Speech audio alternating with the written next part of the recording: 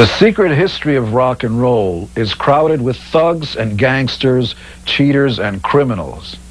And don't believe it's a thing of the past, because at least one music mogul carries the tradition of Morris Levy and others into the 21st century.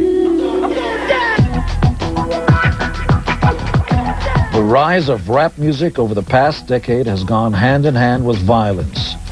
The murders of superstars Biggie Smalls and Tupac Shakur only increased their fame and sales. The courtroom dramas of players like Sean Combs only played into the image. But no one reigned as big and bad as Suge Knight. The 300-pound former college football star from Compton, L.A., known for threats, violence, gang connections, and his wildly successful Death Row Records, home of gangster rap. A lot of people say a lot of bad things about Suge Knight. But in our actuality, Suge Knight made a lot of money for a lot of people. Coolio is one of the biggest rap stars in the world. He tries to put Suge Knight's crimes and accomplishments into perspective. He didn't do anything that hasn't been done. It's all been done before, man.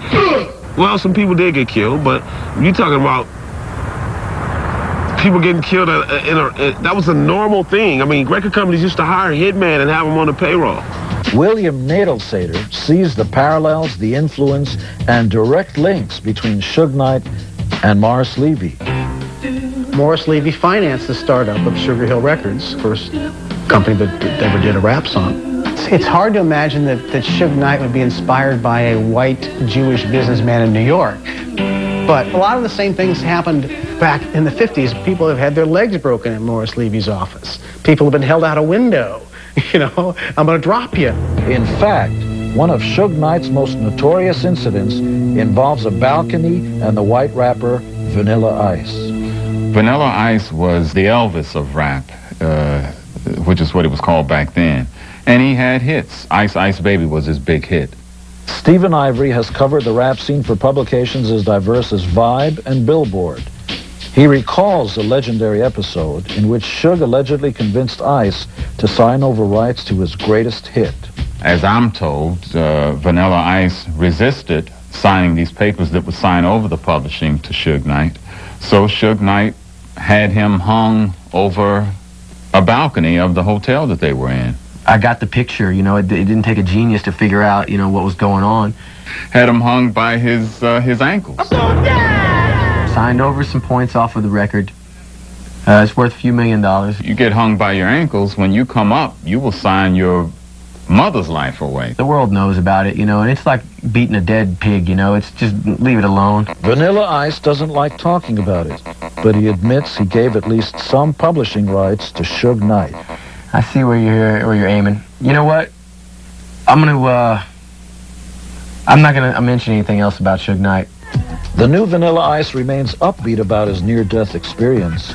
He says his balcony scene was good for music because Suge Knight used his money to help start Death Row Records, the most powerful independent label since Morris Levy's Roulette. You know, like I said, and I'll say it again, and I want y'all not to edit this out, the money that I did, you know, contribute, I'll say, went to a good cause, and, you know, the Chronic record and Tupac Shakur is two of the most awesome rap artists to ever live. So I'm grateful, so to speak, that I could contribute to that. So there. Mr. Suge Knight would go to prison in 1997 for violating parole from an assault conviction. At the time, he was a suspect in the murder of Notorious B.I.G. But since his release in spring 2001, many realized that Suge Knight's actions were not so out of the ordinary or even outrageous when compared to the ones who came before him. From Britney Spears to the Backstreet Boys to Slayer to Slipknot. I don't care who you are. You name one person to me. I want to hear if there's any celebrities out there that have not been screwed over by somebody along the line in your career, let me know your past. And let the world know it too. And if it hadn't happened, then you must just got famous in the past year. You wait a couple years.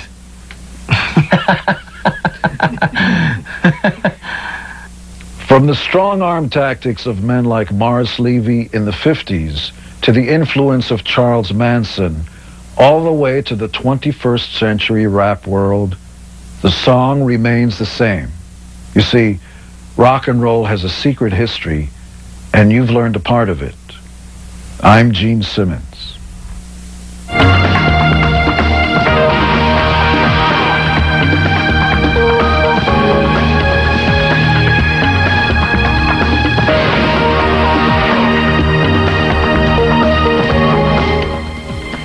On the next Hollywood at Large, I am the dragon. a look at the newest installment in the Hannibal franchise and the real-life bad guys that inspired it. All that and more on Hollywood at Large. Next, only on Court TV.